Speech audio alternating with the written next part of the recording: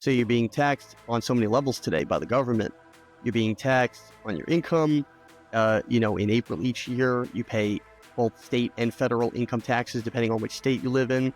Uh, Now that's tax on your money after you've already paid taxes from your paycheck from your job. So it's post-tax money. So it's money that's already been taxed that's being taxed again.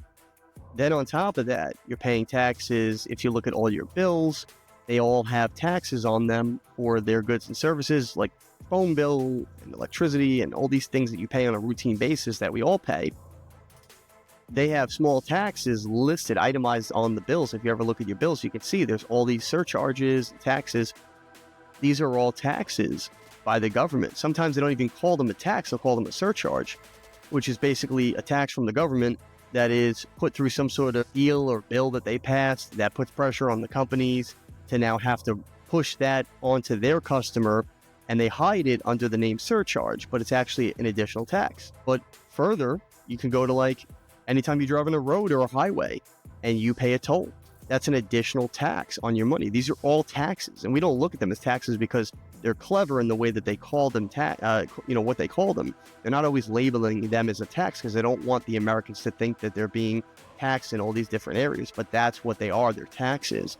You're paying on your income. You were already taxed before you get your paycheck. Typically, most people are because they work a typical 9-to-5 job, and they will get taxed on that money. Then they pay taxes for all the goods and services that they use, and including you're paying for, like I said, tolls and things like that. You're paying parking, fees for, parking in any major city typically has like meters on the street. That's a tax. And then you're additionally paying income tax in the year after being taxed all that money. You still have to come up with more money out of your remaining income. This is all theft. And if you actually add it up, most people probably don't do the math, but if you added up how much you were being taxed, it's definitely not what you think you are. You might think you're being taxed 30% because that's what they take out of your income, from your paycheck.